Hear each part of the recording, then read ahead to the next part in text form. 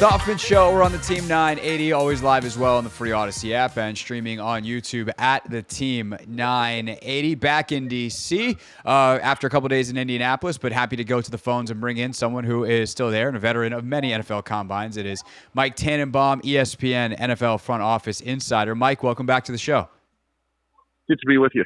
So I wanted to get your expertise and opinion on a topic that emerged for me when I was out in Indianapolis this week, and that is how the Commanders ultimately build their quarterback room. Obviously, there's the pick that we presume they make at number 2 or whatever they do with that, and then there's Sam Howell, who's already there. When you think of the quarterback rooms that you built, and you obviously drafted Mark Sanchez and had to build a room around a high draft pick, young quarterback in New York, amongst the other stops that you had in your NFL career, what goes into a good quarterback room, and what do you think Adam Peters is considering for that room? Yeah, obviously you want to have the requisite depth. I think we saw 66 different quarterbacks start a game last year. So, I thought Sam Howell did some nice things. Look, he's a young quarterback. A lot of them, there were some, inconsistent moments, but you want to have depth at that position now. And I'm sure they certainly will, by the time we get to the regular season.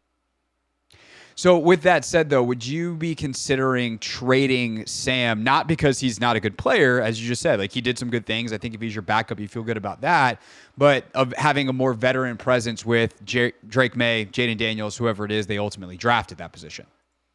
Yeah, certainly you never would rule out anything, but when you have a quarterback, like Sam, that's shown some real meaningful upside, and they're under contract for 3 years, that's certainly a valuable player to have. So while you would never rule it out, I don't think you have too many young quarterbacks. And then if you were another team, would you be considering calling Washington and trying to make kind of this pitch of hey, we might need some depth. You might be going to side a veteran. What would you be willing to trade if you're another team for Sam Howell? What do you think that market looks like? Yeah, not. I don't think it's a ton unless there's a team that says, hey, we're going to give you a second round pick and we think we can go win a championship. With Sam, I don't know if they're going to get the value in return, and that's why I'd be surprised if he wasn't with them, by opening day.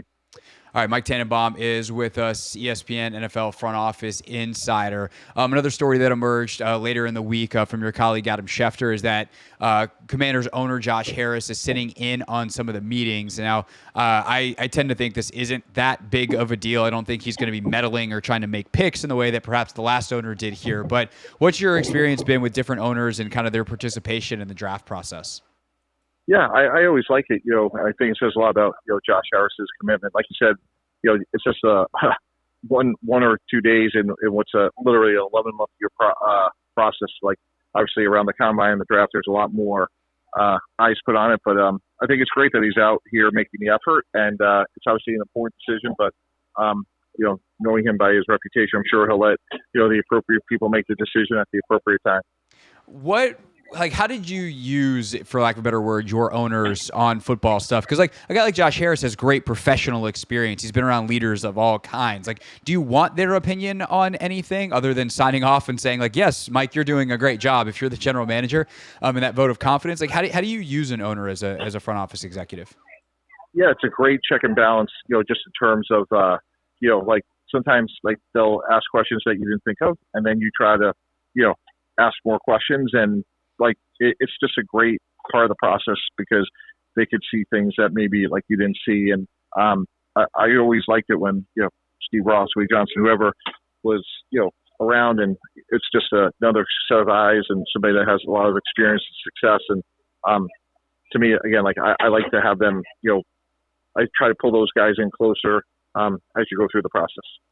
All right, back to the players themselves. How do you rank these top? I came out of the week thinking that we almost have to say top 4 quarterbacks now. It feels like for a lot of people, McCarthy is kind of bunching up on the back end, and maybe that's because Daniels is falling off, but there's other people that have Daniels really high, McCarthy off.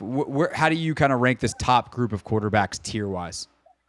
Yeah, I think this is 2004 all over again. I think those top quarterbacks have a chance to all be good, going back to Eli Manning, Phillip Rivers, and Ben Roethlisberger. I think all three, from Jayden Daniels and Caleb Williams, Drake Maye, I think they all have a chance to be really good.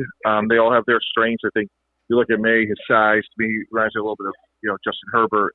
Jayden Daniels has gone up 20% in his completion percentage in 2 years, and think he's going to be a great pro. And obviously Caleb Williams, the presumptive number one pick, is also a guy that has a great ceiling as well. So I think all three actually have a chance to have outstanding careers. How do you try to evaluate a guy like Daniels? And Bo Nix falls into this camp on kind of a lower grade as well. But guys who did not start particularly well in college stay in both their cases a long time. Nix started 61 college games and then ultimately like finish really strong. And so how do you try to make sense of the progression over the years for especially an older college player? Yeah, the tape sets the floor, character sets the ceiling, and I think it's a situation where I really thought. I look at Bo Nix and Jayden Daniels. Like Jayden Daniels gone up 20% in his completion percentage. That shows great character. So to me, I like it. It's very encouraging. It says a lot about their attention to detail and how much they're working out their craft. So improvement is definitely a good sign. Mike Tannenbaum, ESPN NFL Front Office Insider, with us just for another minute or two here on the Hoffman Show. So if you're Washington, you're sitting at 2. Chicago takes Caleb Williams at 1. What would you do at 2? Obviously, at this point in the process in early March, there's still plenty of evaluating to do. But as of now, what would be your lean? Yeah, it's early here. So, again, for me, I like both Maye and Daniels. Like I have said, just based on, Drake Maye's, build, I'd probably give him a slight lean. But, I certainly could be talking to Jayden Daniels as well. I think both, again, are going to be outstanding pros. So a lot more evaluation to do, a long way to go here. Can you give our listeners a little bit of insight into what that means at this point? Because I'm sure there are some people listening going, what do you mean there's more evaluation? The games ended a month and a half ago, 2 months ago for some of these guys. What more is there to evaluate? So can you give our listeners some insight into that process of what happens between now, the Combine, and the NFL Draft, where that evaluation is ongoing? Yeah, the time you spend with them, individual workouts, candidly, over the years, we eliminated players after our individual workouts because of their lack of preparation. It was a job interview, and if they weren't prepared for that, and we're going to go give them 8 figures a year, we just figured they were going to be a great fit for us. So a lot more work's going to be done on these players, and those individual meetings and workouts and getting them on the board is going to be really important. And sometimes they're useful to break a pack. When you get those guys on the board, is that the head coach? Is that the coordinator?